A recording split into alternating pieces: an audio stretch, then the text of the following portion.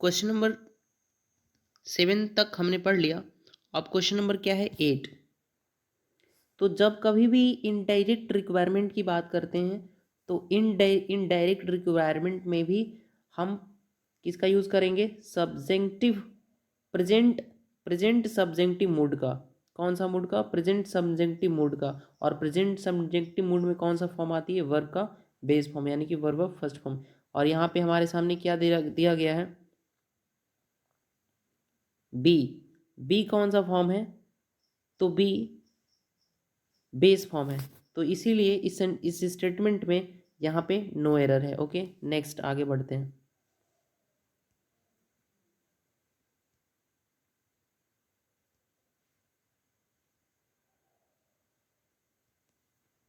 God saves the world.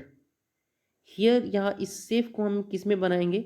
God save the world या may God save the world, may you live long. जितने भी ऑपोजिटिव sentence होते हैं वहाँ पर सारे ही ऑपोजिटिव सेंटेंसेस में हम मे का यूज़ करते हैं। कई बार ऑपोजिटिव सेंटेंस ऐसे भी होते हैं जहाँ पे हम मे का यूज़ नहीं करते, डायरेक्टली वर्ब का यूज़ कर लेते हैं। जैसे कि गॉड सेव द वर्ल्ड, यहाँ पे क्या है? Mark of exclamation. तो ये से सारे स्टेटमेंट में हमेशा बेस फॉर्म का यूज़ करते हैं। ओके, आई होप कि आपको चीज़ें क्लियर हुई होंगी। मे गॉड ब्लेस हिम, ये भी तो स्टेटमेंट है ना, ऑपोजिटिव सेंटेंस है। और ऑपोजिटिव सेंटेंस में ऑपोजिटिव सेंटेंस हमेशा किससे स्टार्ट होता है? मे से स्टार्ट होता है। और उसके बाद गॉड ऐसे वर्ड होगा, मे यू लिव लॉन्ग। इस तरीके से यहाँ क्या कोई सब्जेक्ट होगा, उसके बाद main verb of first form होगा। ओके, जैसे कि may you live long, may you die, may God bless you. इस तरीके से जितने भी वर्ड्स होते हैं मे से स्टार्ट होते हैं। ओके, और हमेशा उसके बाद वर्ब ऑफ फर्स्ट फॉर्म का प्रयोग किया जाता है। जैसे कि यहाँ पे लिखा है लॉन्ग लिव द किंग। यहाँ पे लिव क्या है? वर्ब ऑफ फर्स्ट फॉर्म है। तो यहाँ पे भी कौन सा यूज़ करेंगे? Form, base form. तो इस सेंटेंस में, इन दोनों ही सेंटेंस में नो एरर था। Question number 12। It is necessary that every border informs his parent. Every boarder informs his parent. It is necessary that, ये क्या नेसेसरी है? दैट एवरी बॉर्डर, ये इस एवरी बॉर्डर को देख के हम इन्फॉर्म्स नहीं लगाएंगे, हम क्या लगाएंगे? इन्फॉर्म लगाएंगे। क्यों?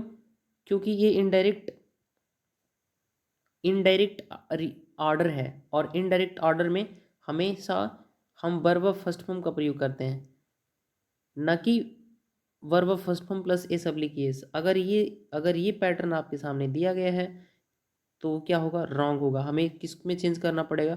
उसको वर्ब ऑफ फर्स्ट फॉर्म में। ये रिफॉर्म्स भी नहीं होगा, और ये रिफॉर्म्स नहीं होगा, क्या होगा? रिफॉर्म हो जाएगा। ओके, तो अभी तक हमने क्या पढ़ा?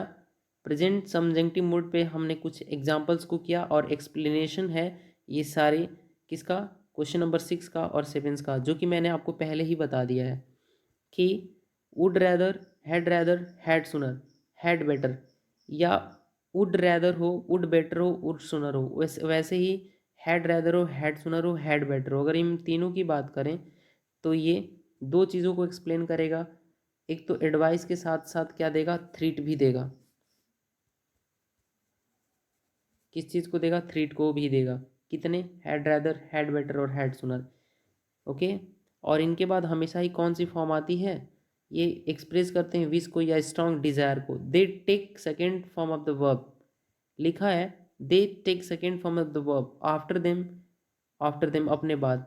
लेकिन if but if followed by another subject, यदि दूसरे सब्जेक्ट के द्वारा फॉलो किए जाते हैं, एज इन 6, जैसा कि क्वेश्चन नंबर 6 में हमने पढ़ा था, and base form of no such subjects follows, as in question number 7 में। ओके, यहाँ पे हिंदी में इसका एक्सप्लेनेशन दिया है। जैसे कि हम एक सेंटेंस एग्जांपल के लिए दिया है, the bank would rather you paid by cheque but you had rather pay in case.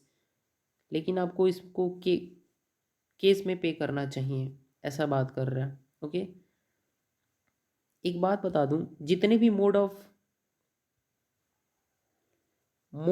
Payment होता है, क्या मोड ऑफ पेमेंट, जब हम पैसे वगैरह पे करते हैं तो वहाँ पे कई केसेस में हमें अलग अलग प्रेपोजिशन को यूज़ करना पड़ता है। जैसे कि या बाई चेक होता है, क्या होगा, बाई चेक होगा। अगर हम केस के बारे में बात करें तो इन केस होता है, इन केस होता है, क्या हम केस। अगर हम बात करें कि नेट बैंकिंग, तो नेट बैंकिंग के लिए क्या आएगा, थ्रू नेट बैंकिंग आएगा। क्या आएगा, थ्रू नेट बैंकिंग आएगा। यहाँ पे प्रेपोजिशन थ्रू लगने लगेगा। तो मोड ऑफ ट्रांस पेमेंट के कॉन्टेक्स्ट में अगर हम बात करें तो आपको पता है अलग अलग प्रेपोजिशंस को यूज़ करना पड़ता है। सो आई होप कि इस वीडियो से आपने चीज़ें सीखी होंगी। हम मुड पढ़ रहे थे इस टॉपिक में, तो इस तरीके की वीडियो को पाने के लिए इस चैनल को ज़्यादा से ज़्यादा शेयर करें और लाइक करें, और हाँ, सब्सक्राइब करना ना भूलें।